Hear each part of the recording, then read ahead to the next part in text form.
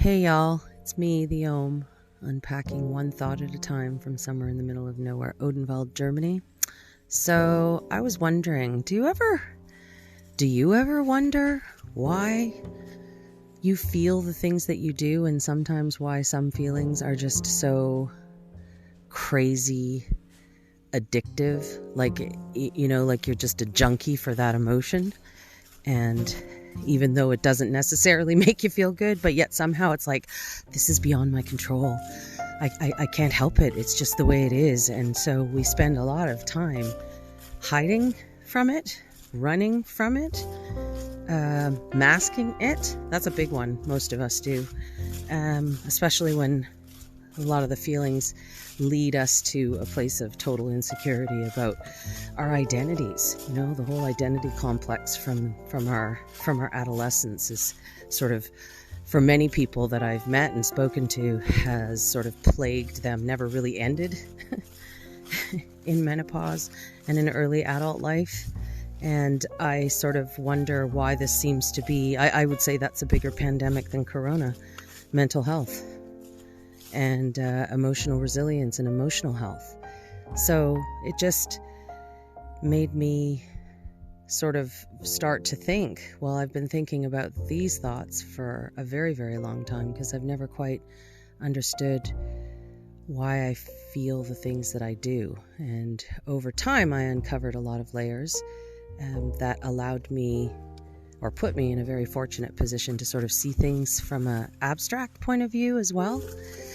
And what I learned, actually not that long ago, is that, first of all, we do have an actual emotional body. Second of all, our brain isn't the only thing that is an important part of thinking, right? Thinking process. Our heart very much, or how we feel, our emotions. So I call it the body, mind, spirit connection. And the part that falls under mind is also the emotional body. And I think that it is actually a lot more, how do I say this, a lot more grounded in logic than we probably realize. So from the time most of us are pretty young, we're not really told much about what emotions are. If anything, we're told what they're not. And we're also told avoid at all cost, especially the icky ones, because they're no good. And so we sort of build this program. I think every person does. The way the model is on the planet today, to varying degrees, everybody since childhood builds this weird coping mechanism or not coping mechanism dealing with emotion. And primarily, I'm talking about all the different things that fall under the fear umbrella. So for me, fear is a broad emotion, and I think that we avoid it at all costs, although it's the one common denominator that every human being, from the time they're born onto this planet until they go, will have to experience and face varying degrees of fear, some unspeakable and some, minor, but nonetheless, we all understand what that means. And there are a small and growing number of people who are discovering, the expression, face your fears. And I would say that building resilience to cope with the fear is really practicing this kind of way of thinking where you undo the layers of, there's no thing to fear but fear itself. And you realize with each passing thing that you face, especially from childhood into adolescence and into adulthood, you realize that fear is sort of only as big as you allow it to be in almost all situations. And not in almost, in all situations.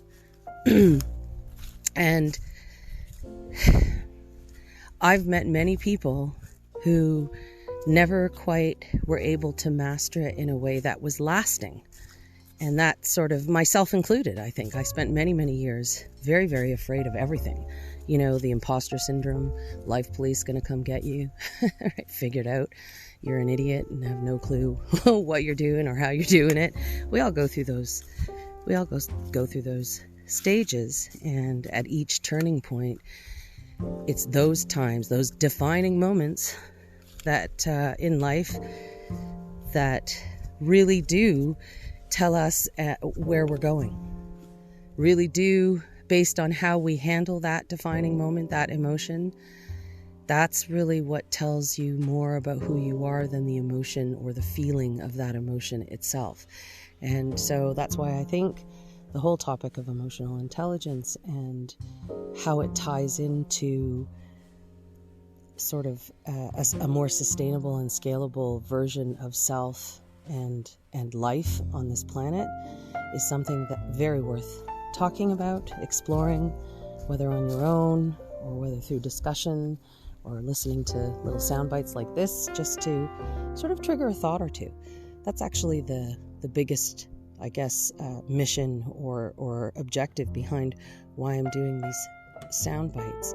It's just trying to offer a little bit of intelligent conversation. Sorry if I do say so myself. To be thought-provoking, and because I think that's the way actually the world begins to change. It's just one thought at a time, right? Reality is what you think, feel, and believe mostly. So what is a belief? A belief is a thought that you think over and over and over and over again until it becomes second nature. So change your thoughts, change your beliefs, change the nature of the world that we live in. And in order to do that, I think it's very important to explore this thing called emotional intelligence and the emotional body, or the body-mind-spirit connection, and learn really what is this thing that we're all doing here. How does this all work? The mechanics of your own personal reality are crucial to the experience that you're going to have at the end of the day. So, yeah. Well, that's it. That's my thought for the day. Wishing y'all nothing but the best from somewhere in the middle of nowhere, Odenwald, Germany. Peace out until next time.